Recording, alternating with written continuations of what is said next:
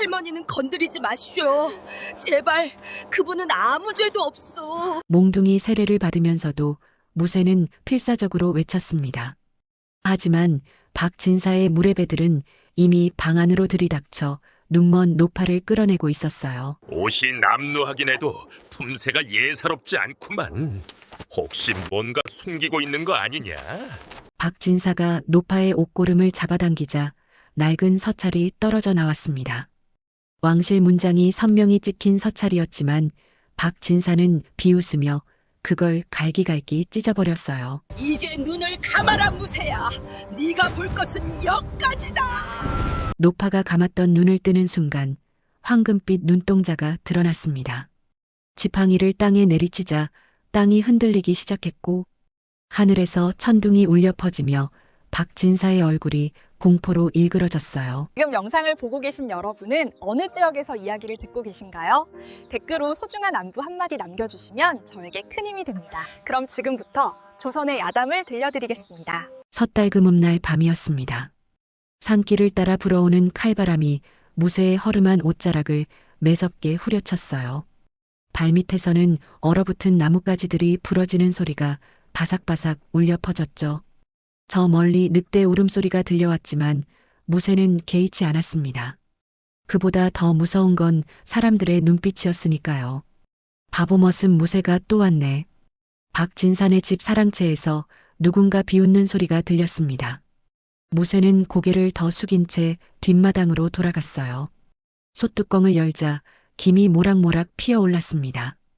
하인들이 먹다 남긴 찌꺼기 밥이었죠. 무쇠는 조심스럽게 밥을 주걱으로 떠서 보자기에 담았습니다. 손가락 사이로 밥알의 온기가 스며들었어요. 고맙습니다. 무쇠가 작은 목소리로 인사를 했지만 아무도 대답하지 않았습니다. 그저 킥킥거리는 웃음소리만 들렸죠. 무쇠는 보자기를 꼭 쥐고 다시 산길로 접어들었습니다. 달빛에 비친 그의 얼굴은 20살이 채 안 되어 보였지만 눈가의 주름은 30살 남자처럼 깊었어요. 산속으로 올라가는 길은 험했습니다. 무쇠는 중간중간 멈춰서서 보자기를 열었어요. 밥알 몇 개를 떼어내 길가에 뿌렸죠. 들쥐야, 참새야, 배고프면 먹어. 작은 것들도 살아야 한다는 게 무쇠의 생각이었습니다. 자신도 누군가의 남은 것으로 연명하는 처지였으니까요. 밥을 나눠주고 나면 마음 한구석이 따뜻해지는 것 같았어요. 돈도 없고 배움도 없는 자신이 할 수 있는 유일한 선행이었습니다. 폐가가 보이기 시작했습니다. 무너져가는 기와 사이로 달빛이 스며들었어요. 저 집이 무쇠의 유일한 보금자리였죠. 아버지가 돌아가신 후 3년째 혼자 살고 있었습니다. 그런데 뭔가 이상했어요. 평소와 다른 소리가 들렸거든요. 무쇠는 발걸음을 멈추고 귀를 기울였습니다. 바람 소리도 아니고 짐승 소리도 아니었어요. 사람의 신음소리였죠. 무쇠의 심장이 빠르게 뛰기 시작했습니다. 손에 든 보자기를 내려놓고 소리나는 쪽으로 다가갔어요. 폐가 옆 눈구덩이였습니다. 희끄무레한 것이 눈 속에 파묻혀 있었죠. 사람이다. 무쇠는 황급히 눈을 헤치기 시작했습니다. 얼어붙은 눈이 손가락을 베었지만 아랑곳하지 않았어요. 곧 한 노파가 모습을 드러냈죠. 온몸이 얼음처럼 차가웠습니다. 하지만 가슴이 미약하게 오르내리는 게 느껴졌어요. 할머니. 무쇠가 노파를 흔들었지만 눈을 뜨지 못했습니다. 그런데 무쇠의 시선이 노파의 손목에 머물렀어요. 낡은 새끼줄이 감겨 있었거든요. 줄은 눈 속 깊숙이 박힌 나무 기둥에 묶여 있었습니다. 누가 이런 짓을... 무쇠의 손이 부들부들 떨렸습니다. 분노 때문이 아니었어요. 사람의 악함이 이토록 무서울 수 있다는 게 믿기지 않았거든요. 무쇠는 재빨리 새끼줄을 풀어냈습니다. 손목에는 줄이 파고든 자국이 선명했어요. 이러다 돌아가시겠네. 무쇠는 노파를 등에 업었습니다. 생각보다 가벼웠어요. 바람에 날아갈 것처럼 여위어 있었죠. 무쇠는 있는 힘을 다해 폐가로 달렸습니다. 거친 숨소리가 겨울 공기를 하얗게 물들였어요. 방 안으로 노파를 눕히고 무쇠는 허둥지둥 움직였습니다. 마른 나뭇가지를 긁어 모아 아궁이에 불을 지폈어요. 불씨가 살아나기까지 한참이 걸렸죠. 무쇠의 이마에서는 식은 땀이 흘러내렸습니다. 제발, 제발 살아나라. 불길이 타오르자 방 안이 조금씩 따뜻해졌습니다. 하지만 노파의 몸은 여전히 얼음장 같았어요. 특히 발이 심했죠. 무쇠는 잠시 망설이다가 결심했습니다. 자신의 옷을 벗어 노파를 덮고 노파의 얼어붙은 발을 가슴팍에 품었어요. 으윽! 차가움이 가슴을 파고들었습니다. 심장이 멎을 것 같은 한기였어요. 하지만 무쇠는 이를 악물고 견뎠죠. 두 손으로 노파의 발을 감싸 쥐었습니다. 자신의 체온을 조금이라도 더 전하려고요. 사람 목숨이 등불만도 못한데 나라도 불씨가 되어야지요. 무쇠가 떨리는 목소리로 중얼거렸습니다. 아버지가 살아계실 때 자주 하시던 말씀이었어요. 세상이 아무리 차갑고 매정해도 사람 하나쯤은 따뜻해야 한다는 뜻이었죠. 시간이 얼마나 흘렀을까요? 노파의 발에서 조금씩 온기가 돌기 시작했습니다.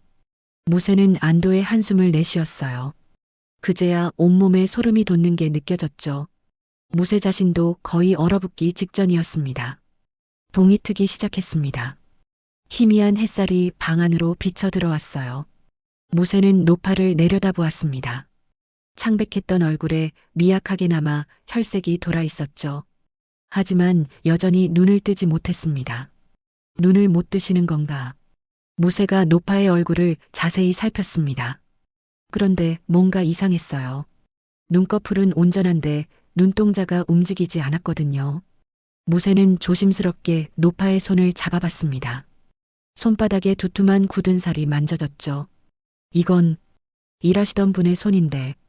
무쇠는 고개를 가웃거렸습니다. 노파의 옷은 누더기 같았지만 바느질이 정교했어요. 평범한 상것의 옷과는 달랐죠. 그리고 목덜미에서 희미하게 향기가 났습니다. 곰팡이 냄새 가득한 폐가에 어울리지 않는 그윽한 향이었어요. 무쇠는 문득 정신이 번쩍 들었습니다. 당장 먹을 게 없다는 사실이 떠올랐거든요.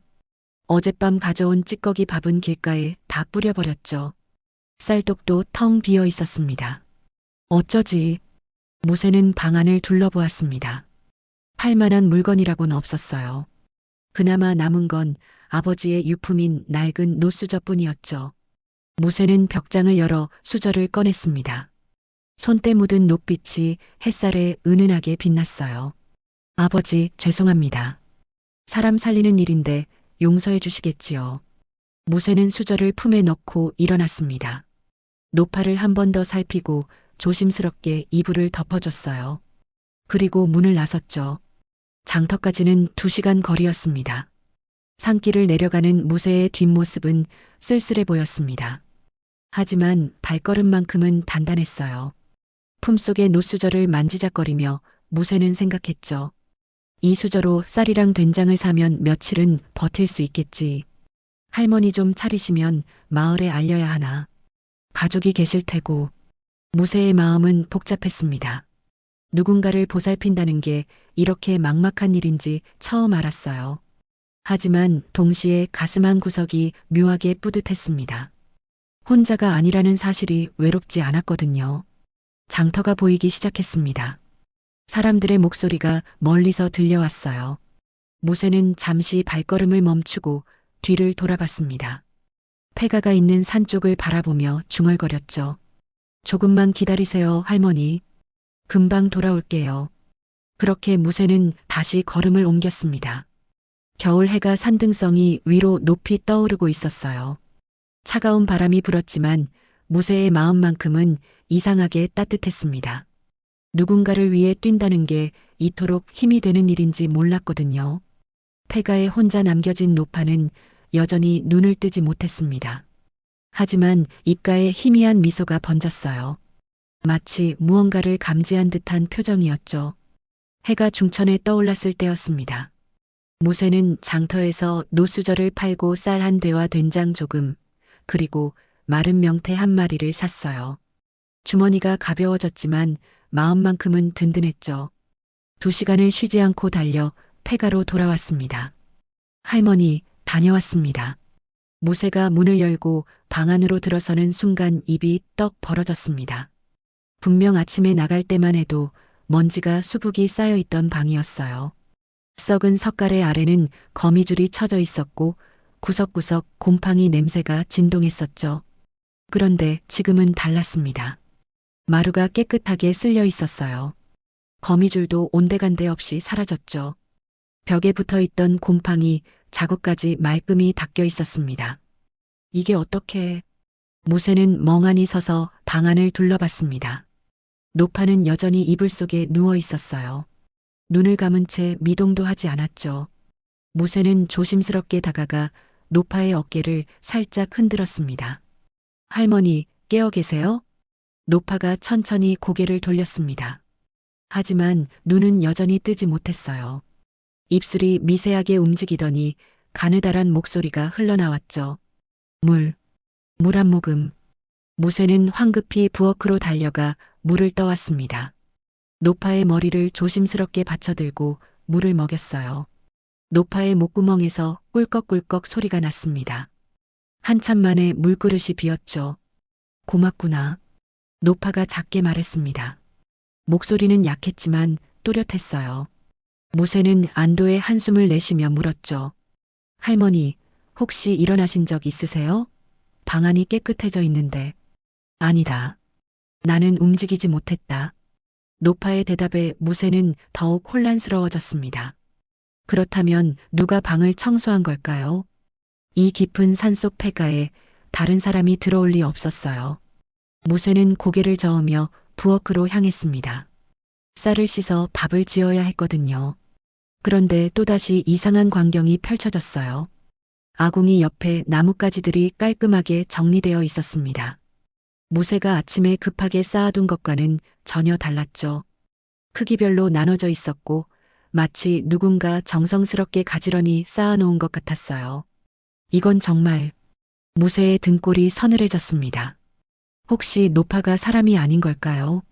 산속에는 여우가 사람으로 둔갑한다는 이야기가 전해져 내려왔거든요. 무새는 슬그머니 방 쪽을 돌아봤습니다. 노파는 여전히 조용히 누워 있었어요.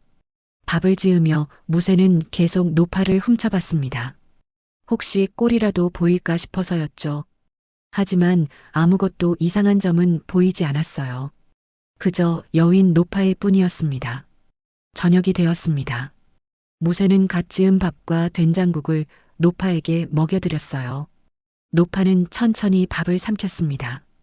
그러다 문득 무새의 손을 더듬어 잡았죠. 내 손을 보자. 노파가 무새의 손바닥을 만졌습니다. 거칠고 마른 손가락이 무새의 손금을 따라 천천히 움직였어요. 한참을 만지작거리던 노파가 입을 열었죠. 신기하구나. 내 손에는 피바람이 머물다가 금빛 바람이 올 게다.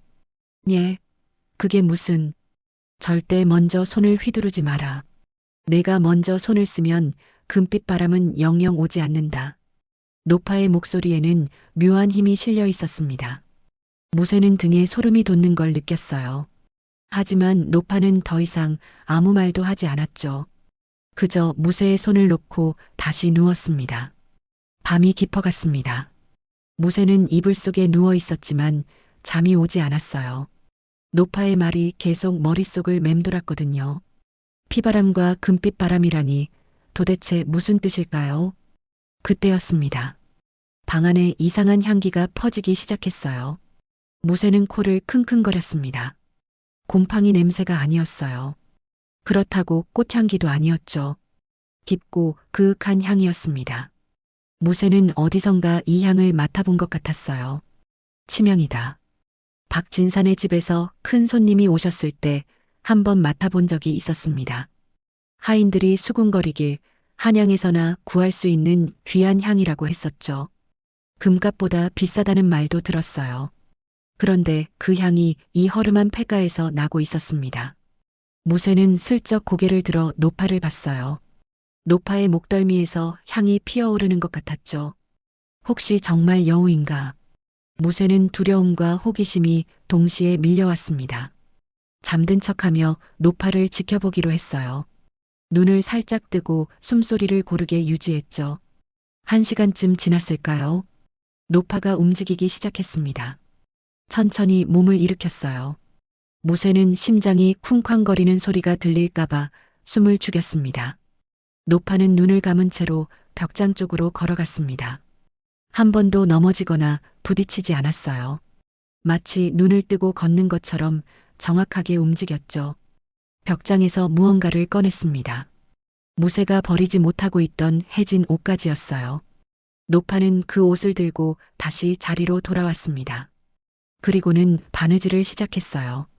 달빛도 없는 어둠 속에서 말이죠. 무새는 눈을 의심했습니다. 바늘이 정확하게 옷감을 뚫고 지나갔거든요. 한 땀 한 땀 빠짐없이 이어졌어요. 1시간 정도 지나자 노파가 바느질을 멈췄습니다. 옷을 개어 무새의 이불 옆에 가지런히 놓았어요. 그리고는 다시 누웠죠. 마치 아무 일도 없었다는 듯이요. 무새는 온몸에 소름이 돋았습니다. 눈먼 사람이 어둠 속에서 바느질을 하다니요. 게다가 한 번도 바늘에 손을 찔리지 않았어요. 이건 분명 평범한 일이 아니었습니다. 동이 트자마자 무새는 옷을 확인했습니다. 어젯밤까지만 해도 구멍이 숭숭 뚫려 있던 옷이었어요. 그런데 지금은 완벽하게 꿰매져 있었습니다. 바느질 솜씨가 보통이 아니었죠. 실밥 하나 삐뚤어진 곳이 없었어요. 할머니는 도대체 누구신 걸까?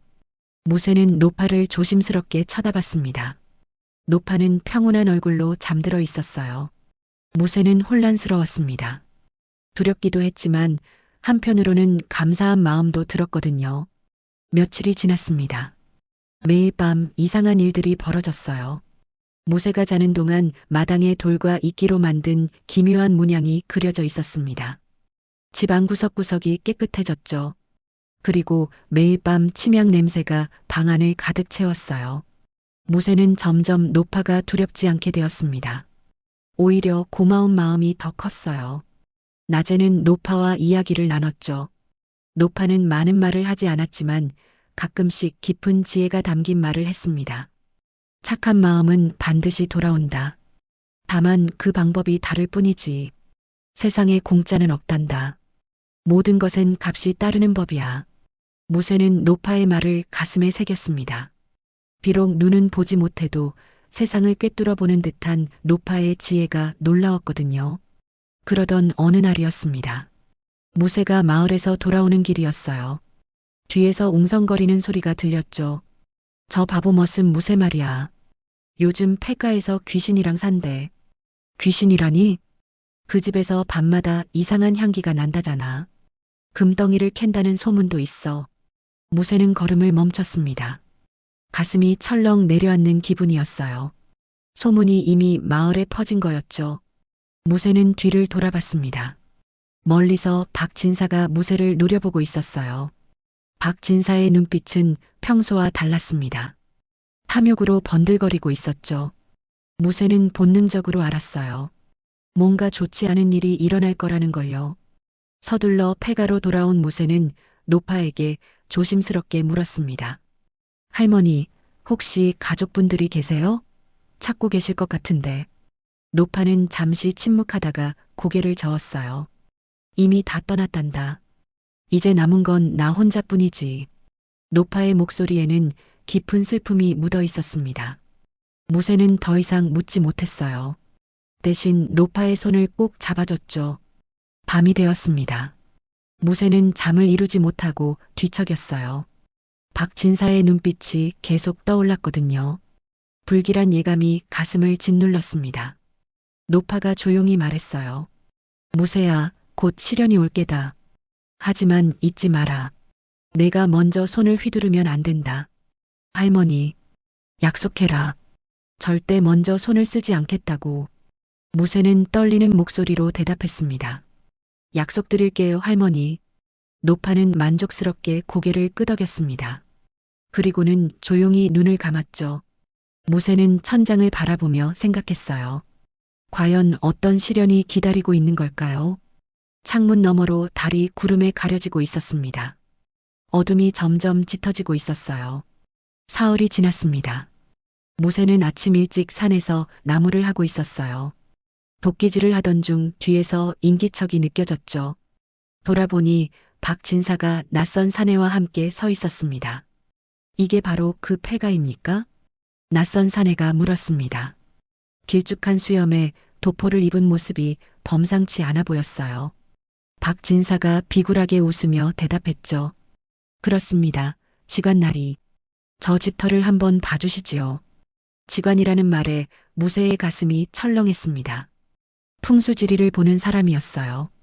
박진사가 왜 지관을 데려왔는지 알 것 같았죠. 지관은 폐가 주변을 천천히 돌았습니다. 나침반 같은 걸 꺼내 이리저리 재더니 눈을 크게 떴어요. 이건 대단한 명당입니다. 뒤로는 산이 병풍처럼 둘러싸고 앞으로는 물길이 흐르니 이런 곳에서 3년만 살면 귀한 자손이 날 터요.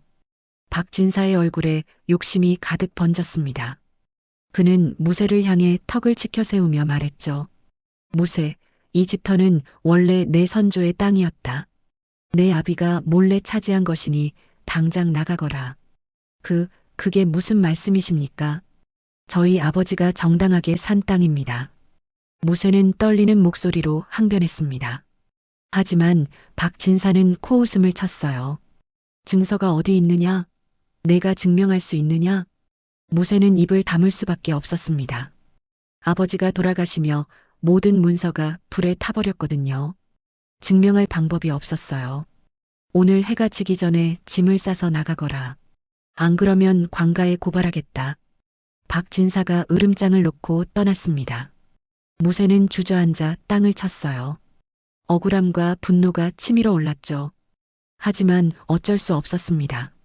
양반에게 대드는 산 것은 매를 맞거나 죽임을 당하기 일쑤였으니까요. 폐가로 돌아온 무쇠는 노파에게 사실을 말했습니다. 노파는 조용히 듣고 있다가 입을 열었어요. 걱정하지 마라. 하늘이 무너져도 솟아날 구멍은 있는 법이니. 하지만 할머니, 우린 갈 곳이 없어요. 그럼 여기 있으면 되지 않느냐? 내가 먼저 손을 쓰지만 않으면 된다. 노파의 말이 무슨 뜻인지 무쇠는 알 수 없었습니다. 하지만 이상하게 마음이 조금 진정되었어요. 해가 기울 무렵이었습니다. 박진사가 무렵에 5-6명을 데리고 나타났어요. 모두 몽둥이와 삿갓을 들고 있었죠. 아직도 안 나갔구나. 이 고집불 통놈아. 박진사가 손짓을 하자 무례배들이 무쇠를 둘러쌌습니다. 무쇠는 본능적으로 뒤로 물러섰어요. 심장이 미친 듯이 뛰었죠. 잠깐만요. 박진사나리. 하루만 더 시간을 주십시오. 시끄럽다. 이놈이 감히 양반께 대들어? 박진사가 고개짓을 하자 무례배 하나가 무쇠의 멱살을 잡았습니다. 무쇠는 저항하려다가 노파의 말이 떠올랐어요. 먼저 손을 쓰지 말라는 경고였죠. 무쇠는 주먹을 꽉 쥔 채 참았습니다. 무례배들이 무쇠를 마당으로 끌고 갔어요. 그리고는 멍석을 펼쳤죠. 무쇠의 얼굴이 새하얗게 질렸습니다. 멍석마리를 하려는 거였어요. 이놈을 말아라. 무쇠는 멍석 위에 내동댕이 쳐졌습니다. 몸이 빙글빙글 돌아가며 멍석에 말렸어요. 숨이 막혀왔죠. 곧이어 몽둥이가 떨어지기 시작했습니다. 등과 옆구리에 둔탁한 통증이 퍼졌습니다. 1대, 2대, 3대. 매가 떨어질 때마다 무쇠는 이를 악물었어요. 비명을 참으려 했지만 저절로 신음이 새어나왔죠. 할머니는 건드리지 마쇼. 무쇠가 간신히 소리쳤습니다. 입안에서 피맛이 났어요. 박진사가 비웃으며 말했죠. 할머니, 그 눈먼 거짓말이냐? 걱정 마라. 곧 함께 보낼 테니. 박진사가 손짓하자 무례배 둘이 방 안으로 들어갔습니다. 무쇠는 발버둥 쳤지만 멍석에 꽁꽁 묶여 있어 움직일 수 없었어요. 잠시 후 노파가 끌려 나왔습니다. 노파는 비틀거렸지만 꿋꿋이 걸었어요. 무쇠의 가슴이 찢어지는 것 같았죠. 할머니, 걱정 마라, 무쇠야. 다 괜찮을 게다. 노파의 목소리는 놀랍게도 평온했습니다. 오히려 무쇠를 걱정하는 듯한 톤이었어요. 박진사가 노파를 위아래로 훑어보며 말했죠. 옷이 남루하긴 해도 품새가 예사롭지 않구만. 혹시 뭔가 숨기고 있는 거 아니냐? 박진사가 노파의 옷고름을 잡아당겼습니다. 노파의 품에서 낡은 서찰 하나가 떨어졌어요. 박진사가 그걸 주워 펼쳤죠. 서찰에는 복잡한 문양이 찍혀 있었습니다. 박진사는 그 문양을 보더니 잠시 얼굴이 굳었어요. 하지만 곧 코웃음을 쳤죠. 이게 뭐야? 왕실 문장이라도 된다고? 누가 이런 짓을 그려서 속이려 했나? 박진사가 서찰을 찢어버렸습니다. 종이 조각들이 바람에 흩날렸어요. 무쇠는 멍석 속에서 이를 갈았습니다. 분노가 온몸을 타고 올랐죠. 이제 이 폐가를 부숴버려라. 쓸모없는 집은 없애야 새 집을 지을 수 있으니. 무례배들이 곡괭이와 도끼를 들고 집으로 향했습니다. 무쇠는 절규했어요. 안 돼요. 제발 그러지 마세요. 시끄럽다. 입 닥쳐. 무례배가 무쇠의 배를 발로 찼습니다. 무쇠는 숨이 턱 막혀 기침을 했어요. 입에서 핏물이 흘러나왔죠. 바로 그때였습니다. 갑자기 하늘이 어두워지기 시작했어요. 해가 구름에 가려진 게 아니었습니다. 하늘 전체가 순식간에 먹구름으로 뒤덮인 거였죠. 뭐야 이게? 박진사가 하늘을 올려다보며 당황했습니다. 바람이 세차게 불어오기 시작했어요. 나뭇가지들이 미친 듯이 흔들렸죠. 우르르릉 천둥 소리가 울려 퍼졌습니다. 한겨울인데도 번개가 치기 시작했어요. 무례배들이 겁에 질려 주춤거렸죠. 진사나리, 이거 이상합니다. 우리 그만 가는 게. 닥쳐. 겨우 천둥 소리에 겁먹었어? 계속해. 박진사가 소리쳤지만 목소리는 떨리고 있었습니다. 그도 두려움을 느끼고 있었던 거예요. 무례배 하나가 용기를 내서 도끼를 들어 올렸습니다. 폐가의 기둥을 내리치려는 순간이었어요. 갑자기 땅이 흔들리기 시작했죠. 지진이다. 사람들이 비틀거렸습니다. 무쇠도 멍석 속에서 뒹굴었어요. 흔들림은 점점 강해졌죠. 기와 몇 장이 지붕에서 떨어져 내렸습니다. 박진사가 넘어지며 소리쳤어요. 이게 무슨 일이냐? 노파는 여전히 조용히 서 있었습니다. 땅이 흔들리는데도 꿈쩍하지 않았어요. 마치 대지에 뿌리를 내린 나무처럼 말이죠. 천둥과 번개가 더욱 거세졌습니다. 무례배들은 공포에 질려 도망치기 시작했어요. 박진사도 일어나 비틀거리며 뒤로 물러섰죠. 귀신이다. 귀신이 나타난 거야. 박진사의 얼굴은 새파랗게 질려 있었습니다. 평소의 위풍당당함은 온데간데 없었어요. 그저 겁에 질린 한 사람일 뿐이었죠. 땅이 흔들리던 게 멈췄습니다. 하지만 먹구름은 여전히 하늘을 덮고 있었어요. 무쇠는 멍석 속에서 간신히 고개를 들어 노파를 봤습니다. 노파가 천천히 입을 열었어요. 욕심은 화를 부르고 화는 벌을 부른다. 너희는 선을 넘었느니라. 노파의 목소리는 평소와 달랐습니다. 낮고 깊었지만 동시에 웅장했어요. 마치 수십 명의 목소리가 겹쳐 들리는 것 같았죠. 박진사는 바들바들 떨며 뒤로 물러섰습니다. 무례배들은 이미 주랭랑을 쳤어요. 노파가 한 걸음 앞으로 내디뎠죠. 무쇠야. 예, 할머니. 이제 눈을 감아라. 내가 볼 것은 여기까지다. 무쇠는 본능적으로 눈을 질끈 감았습니다. 그 순간 섬광이 번쩍였어요. 눈을 감고 있는데도 빛이 느껴질 정도였죠. 박진사의 비명이 들렸습니다. 그리고 무언가 무너지는 소리가 났어요. 무쇠는 숨죽인 채 기다렸습니다. 한참 후 모든 소리가 잠잠해졌습니다. 무쇠가 조심스럽게 눈을 뜨자 노파가 멍석을 풀어주고 있었어요. 할머니, 괜찮으세요? 괜찮다. 내가 약속을 지켜줘서 다행이구나. 무쇠는 주변을 둘러봤습니다. 박진사는 땅바닥에 주저앉아 멍한 표정으로 허공을 바라보고 있었어요. 입에서는 횡설수설 중얼거림만 나왔죠. 무쇠는 전율했습니다. 대체 무슨 일이 일어난 걸까요? 그리고 노파는 정말 누구신 걸까요? 먹구름이 걷히기 시작했습니다. 다시 햇살이 비쳐들었어요. 하지만 무쇠의 혼란은 더욱 깊어지고 있었죠. 무쇠는 온몸이 쑤셨지만 일어나 노파를 부축했습니다. 노파의 몸에서 여전히 은은한 침향 냄새가 났어요. 하지만 지금은 그게 중요하지 않았죠. 할머니, 이제 어떻게 되는 겁니까? 무쇠가 떨리는 목소리로 물었습니다. 노파는 천천히 고개를 들었어요. 여전히 눈을 뜨지 못한 채였죠. 곧 알게 될 게다. 그 전에 내게 물어보마. 무쇠야, 너는 후회하느냐? 나를 거둔 것을. 무쇠는 잠시 망설였습니다. 거짓말을 하자니 양심에 걸렸어요. 하지만 솔직히 말하자니 노파가 상처받을까 걱정되었죠. 아니요, 할머니. 단 한 번도 후회한 적 없습니다. 무쇠의 대답은 진심이었습니다. 비록 매를 맞고 집을 빼앗길 위기에 처했지만 노파와 함께한 시간은 따뜻했거든요. 혼자가 아니라는 사실만으로도 충분히 가치가 있었어요. 노파의 입가에 미소가 번졌습니다. 그러다 갑자기 노파가 손을 들어 자신의 눈을 가리고 있던 천을 풀기 시작했어요. 무쇠는 깜짝 놀라 말렸죠. 할머니, 무슨 짓을 하시는 겁니까? 괜찮다, 무쇠야. 이제 때가 되었구나. 천이 벗겨졌습니다. 무쇠는 숨을 죽이고 노파의 얼굴을 봤어요. 노파는 여전히 눈을 감고 있었습니다. 하지만 눈꺼풀이 미세하게 떨리고 있었죠. 그 순간이었습니다. 노파가 천천히 눈을 떴어요.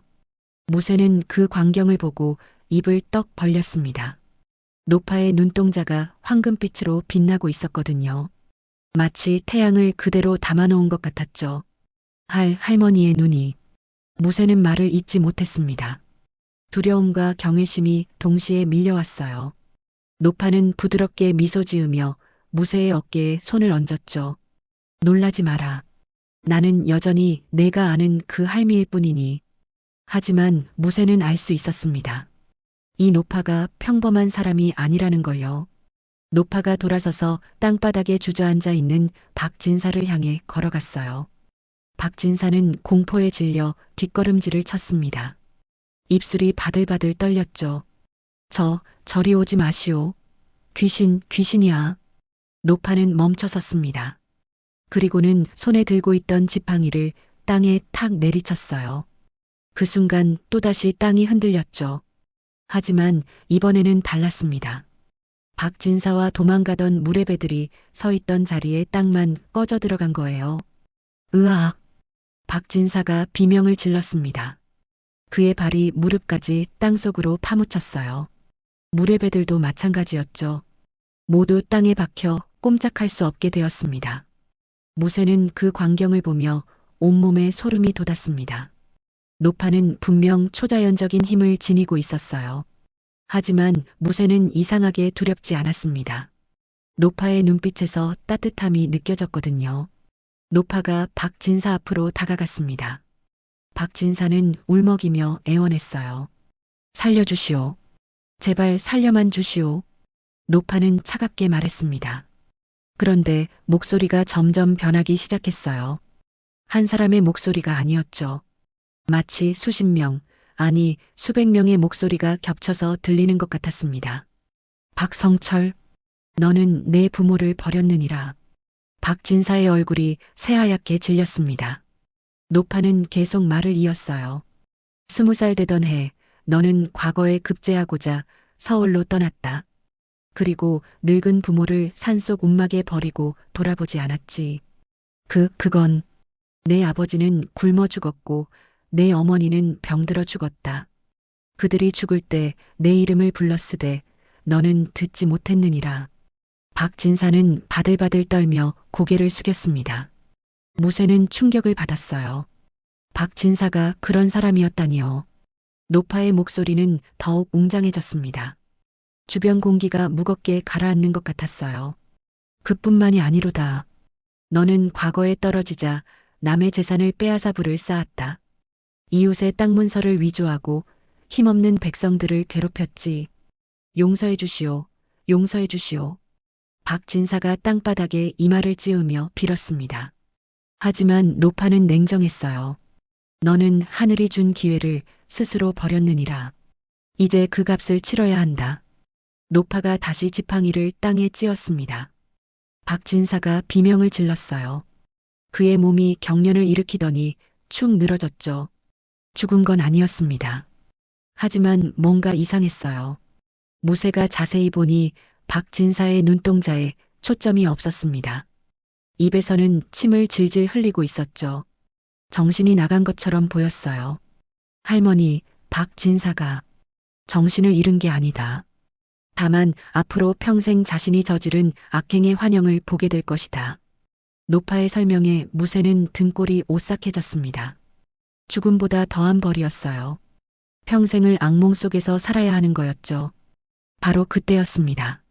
산 아래에서 말발굽 소리가 들려왔어요. 여러 필의 말이 동시에 달려오는 소리였죠. 무쇠는 긴장했습니다. 혹시 박진사가 미리 관가에 알린 건 아닐까요? 하지만 나타난 건 관가의 병졸이 아니었습니다. 화려한 옷을 입은 사람들이었어요. 앞장선 사람은 검은색 관복을 입고 있었죠. 뒤따르는 사람들은 모두 붉은색 옷을 입고 있었습니다. 저건 무쇠는 입이 떡 벌어졌습니다. 붉은 옷은 금군의 복장이었어요. 왕실을 지키는 군대였죠. 왜 이런 깊은 산골에 금군이 나타난 걸까요? 말에서 내린 사람들이 폐가 쪽으로 걸어왔습니다. 맨 앞에 관복을 입은 사람이 노파를 보더니 깜짝 놀란 표정을 지었어요. 그리고는 황급히 무릎을 꿇었죠. 네, 대감마마. 드디어 찾았사옵니다. 뒤따르던 금군들도 일제히 무릎을 꿇었습니다. 무쇠는 상황을 이해할 수 없었어요. 대감마마라니요. 할머니가 대감이란 말인가요? 관복을 입은 사람이 떨리는 목소리로 말했습니다. 상국마마들의 스승이시며 대왕 대비 전하의 생명의 은인이신 어르신을 석 달째 찾아 헤맸사옵니다. 살아계신 줄 알았사옵니다만 노파가 조용히 손을 들어 그를 제지했습니다. 그만하여라. 나는 이미 은거를 결심했느니라. 하오나 대감마마 궁궐에서는 궁궐 일은 이제 내 손을 떠났다. 나는 여생을 이곳에서 보낼 것이니라. 관복을 입은 사람은 당황스러운 표정을 지었습니다. 하지만 감히 더 이상 말하지 못했어요. 노파의 위험이 너무나 대단했거든요. 노파가 무쇠를 향해 손짓했습니다. 무쇠는 떨리는 다리로 노파에게 다가갔어요. 노파가 무쇠의 손을 잡았죠. 이 아이가 나를 구해주었느니라. 눈 속에서 얼어 죽을 뻔했던 나를 자신의 체온으로 살려냈다. 관복을 입은 사람이 무쇠를 보며 고개를 숙였습니다. 은인이시군요. 대감마마를 구해주신 은혜 잊지 않겠습니다. 무쇠는 어리둥절했습니다. 도대체 무슨 일이 벌어지고 있는 건지 정신을 차릴 수가 없었어요. 노파가 무쇠를 돌아보며 말했습니다. 무쇠야, 이제 내가 선택할 차례다. 나와 함께 한양으로 갈 것이냐, 아니면 이곳에 남을 것이냐. 한양이요? 그렇다. 나는 너를 내 양아들로 삼고자 한다. 가문을 잇게 하고 싶구나. 무쇠는 믿을 수 없다는 표정을 지었습니다. 자신 같은 천한 머슴이 양반의 양아들이 된다니요. 게다가 대감의 양아들이라니요. 하지만 저는 글도 모르고 배운 것도 없는데요. 배우면 된다. 내 안에는 순수한 마음이 있다. 그것이 가장 중요하니라. 노파의 눈빛은 진지했습니다. 무쇠는 가슴이 뜨거워지는 걸 느꼈어요. 눈시울이 붉어졌죠. 감사합니다, 할머니. 아니, 대감마마. 할머니라 불러도 좋다. 그게 더 정겹구나. 노파가 부드럽게 웃었습니다. 황금빛 눈동자에서 따뜻한 빛이 흘러나왔어요. 관복을 입은 사람이 조심스럽게 물었습니다. 대감마마, 저 박진사는 어찌하오리까? 노파는 박진사를 내려다봤습니다. 박진사는 여전히 멍한 표정으로 허공을 바라보고 있었어요. 저자는 이미 벌을 받았느니라. 재산은 모두 몰수하여 가난한 백성들에게 나눠주어라. 그리고 저자는 이 폐가보다 더 누추한 곳에서 여생을 보내게 하라. 분부대로 하겠사옵니다. 금군들이 박진사를 끌어냈습니다.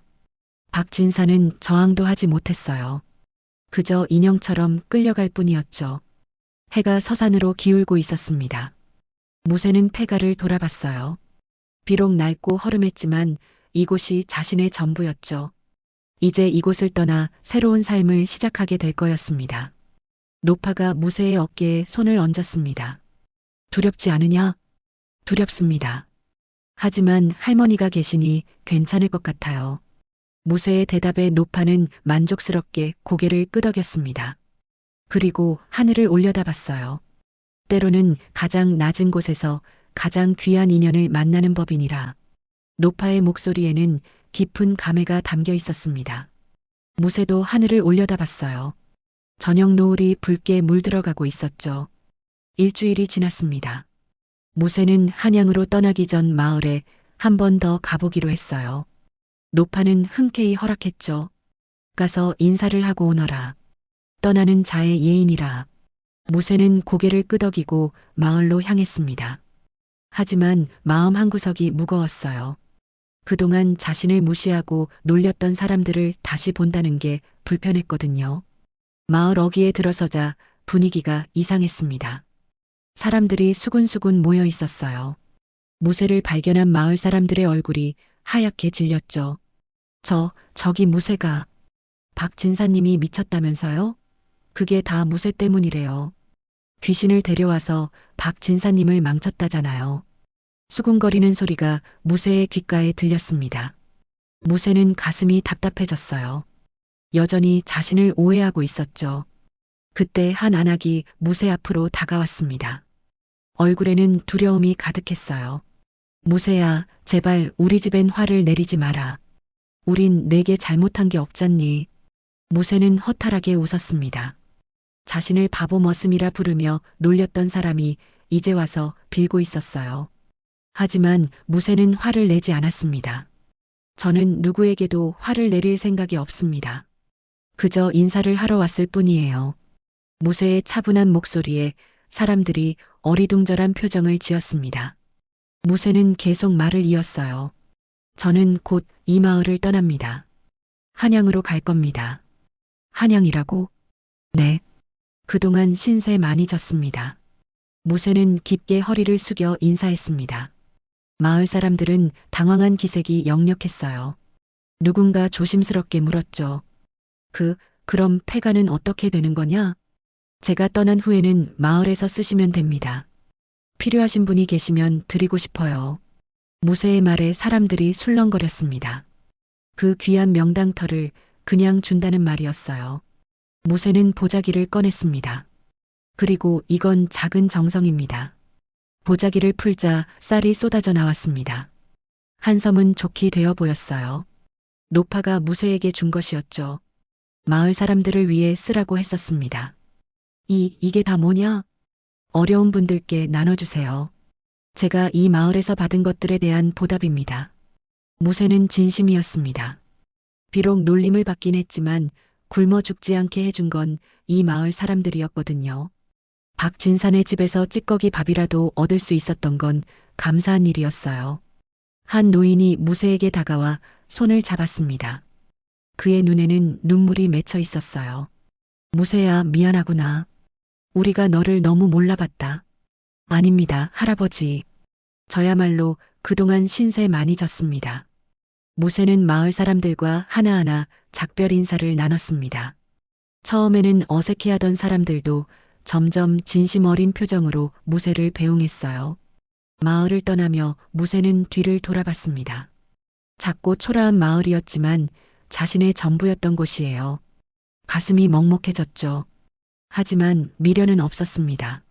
앞으로 새로운 삶이 기다리고 있었거든요. 폐가로 돌아오니 노파가 마당에 서 있었습니다. 황금빛 눈동자가 따뜻하게 빛나고 있었어요. 다녀왔구나. 어땠느냐? 생각보다 괜찮았어요, 할머니. 사람들이 용서해 주셨어요. 용서라니, 내가 잘못한 게 뭐가 있느냐? 오히려 그들이 너에게 용서를 구해야 하느니라. 노파의 말에 무쇠는 고개를 저었습니다. 아닙니다. 원망하지 않기로 했어요. 할머니가 말씀하셨잖아요.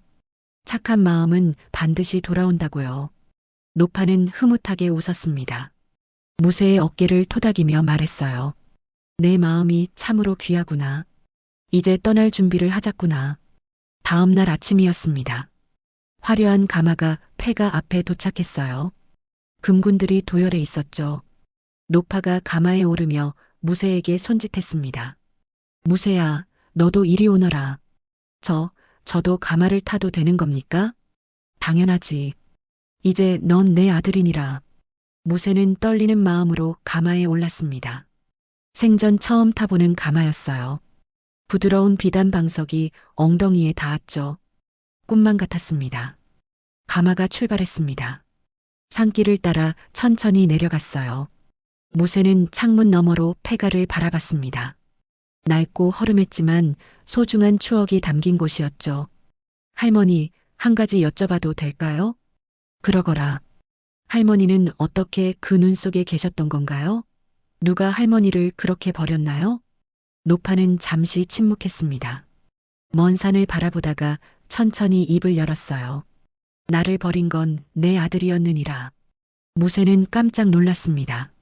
아들이 어머니를 버렸다니요. 내 아들은 권력을 탐했지. 늙은 어미가 짐이 된다 생각했나 보구나. 그래서 겨울 산속에 나를 버리고 죽었다고 소문을 냈느니라. 그런 끔찍한 일이. 하지만 나는 원망하지 않는다. 그것도 인연이요, 엇보니까. 대신 하늘이 내게로 나를 인도했구나. 노파가 무새의 손을 잡았습니다. 손바닥에서 따뜻함이 전해졌어요.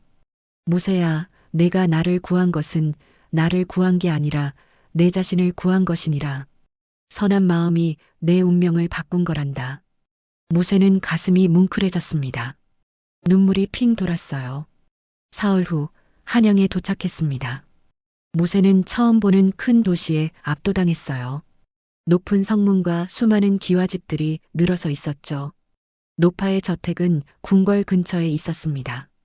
담장만 해도 폐가 열채는 좋게 들어갈 만큼 컸어요.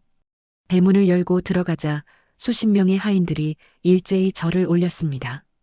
대감마마 돌아오셨습니까? 무새는 주눅이 들었습니다. 이런 큰 집에서 어떻게 살아야 할지 막막했어요. 노파는 무새의 마음을 읽은 듯 말했죠. 걱정 마라. 천천히 배워가면 된다. 중요한 건 내 마음가짐이니라. 그날부터 무새의 새로운 삶이 시작되었습니다. 아침마다 스승을 모시고 글을 배웠어요. 처음엔 글자 하나 읽지 못했지만 석 달 만에 천자문을 떼었죠. 노파는 무새에게 이름도 새로 지어주었습니다. 이제부턴 이무새가 아니라 이진무라 불리거라. 진실할 진에 무의 무 진실한 마음으로 무예를 닦으라는 뜻이니라. 이진무. 감사합니다, 어머니. 무새가 노파를 어머니라 부르자 노파의 눈가가 촉촉해졌습니다. 평생을 궁궐에서 살며 가족의 정을 느껴보지 못했던 노파였어요. 1년이 흘렀습니다. 진무는 놀랍도록 성장했어요. 글을 읽고 쓸 수 있게 되었고 예의범절도 익혔죠. 하지만 가장 중요한 건 마음가짐이었습니다. 진무는 여전히 겸손하고 선했어요. 어느 날 노파가 진무를 불렀습니다.